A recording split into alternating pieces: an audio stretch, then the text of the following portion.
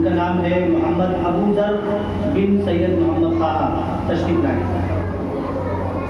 بسم الله الرحمن الرحيم نحمده ونصلي على رسوله الكريم أما بعد. گرامی قدر صدر جلسہ معزز و محترم اساتذہ اکرام، اسٹیج پر مقبوض مہمانان اعظام اور محترم سامعین کا تمکین، السلام علیکم ورحمۃ اللہ وبرکاتہ.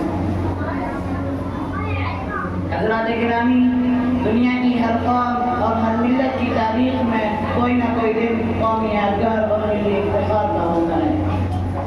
ہم ہندوستانیوں کی قومی تاریخ ایسے شاندار اور یادگار دنوں سے بھری پڑی ہے. قومی تاریخ کے ان یادگار دنوں میں ایک دن ہماری آزادی کا دن بھی ہے، اور وہ دن ہے آج کا دن، یعنی 15 اگست کا دن. آج سے پورے 78 سال پہلے آج ہی کے دن ہمارے ملک ہندوستان نے انگریزوں کی غلامی سے نجات پائی تھی. ہمارے بزرگوں، علماء کرام اور جہاد حریت کے متوالے مجاہدین کی بے شمار اور بے انتہا قربانیوں کی بدولت ہمارے ملک نے آزادی اور خود مختاری کا پروانہ حاصل کیا تھا. میرے عزیز دوستوں، ہمارے ملک کی آزادی کی تاریخ بہت طویل ہے اور بہت دلچسپ اور شاندار بھی، مگر آج جب آزادی کی تاریخ بیان کی جاتی ہے تو اس میں بس چند ناموں کا ذکر کیا جاتا ہے اور ان علماء کرام اور بزرگان دین کو نظر انداز کر دیا جاتا ہے جو جہاد آزادی کے سالار قافلہ تھے اور جنہوں نے ہندوستانی قوم میں آزادی کا سور پھونکا تھا اور جنہوں نے قوم کو آزادی اور حریت کا مطلب سمجھایا تھا. آج جب ہمارا مؤلف ہندوستان کی آزادی کی تاریخ لکھتا ہے یا کوئی بیان کرنے والا بیان کرتا ہے تو جلیانوالہ باغ سے شروع کر کے 1947 پر ختم کر دیتا ہے. اور اگر کوئی مؤلف بہت پیچھے چلا جاتا ہے تو 1857 تک چلا جاتا ہے. اور ہم بھی یہ سمجھ لیتے ہیں کہ پہلی جنگ آزادی کی شروعات 29 مارچ سن 1857 کو سپاہی منگل پانڈے کی بغاوت سے ہوئی تھی.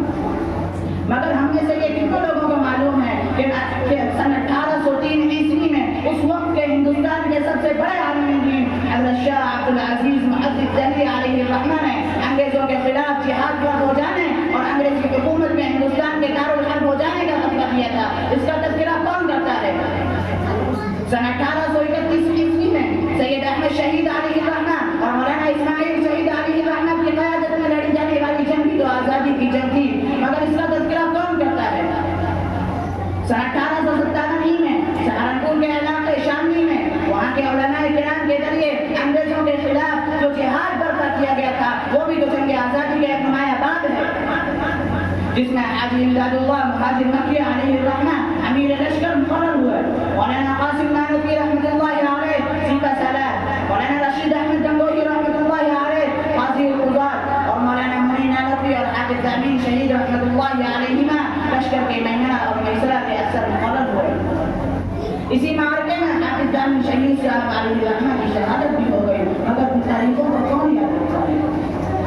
سن 1857 کی بغاوت میں ہزار علماء کرام کی شہادتوں اور ان کی قربانی کا تذکرہ کون کرتا ہے؟